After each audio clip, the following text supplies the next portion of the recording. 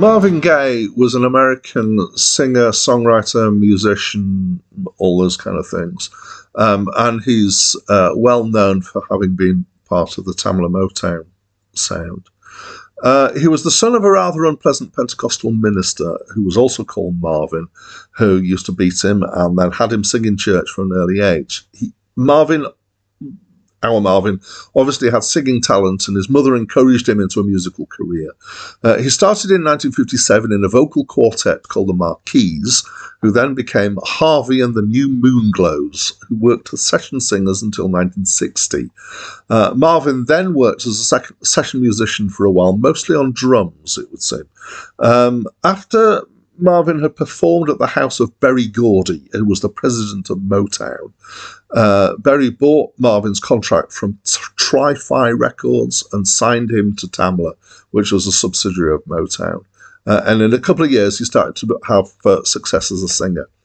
He recorded 17 solo albums, a further 6 collaboration albums with singers Mary Wells, Jim Weston, Tammy Terrell, and Diana Ross.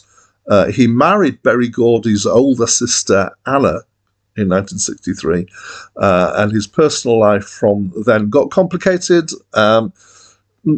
Yeah, we don't need all the details. However, sadly, Marvin was killed one day before his 45th birthday. He was shot by his father during an argument. Marvin's been hugely successful and is regarded as one of the foundational acts of Motown soul. Hi, my name's Dan. So obviously I've come across Marvin Gaye before, and you knew who he was. I hadn't heard this album before, and was a little bemused by it when I first started listening, because once again, I didn't look up anything up about the album before I started to listen, and the first two tracks were instrumental, and I was thinking, what's going on here? And the answer is it's a soundtrack album. It's a soundtrack album for the film Trouble Man. The character in the film is known as Mr. T. I don't know if that's got any connection with the actor who was in the A-Team later. But of course, it's composed by Marvin, and he's playing quite a lot of the instruments on here as well, or certainly quite a few, and occasionally singing. So some of the tracks have some of his singing. Some of it's his normal high tenor voice, and some of it's falsetto singing. There's as well strings and string arrangements, brass, and of course a normal band.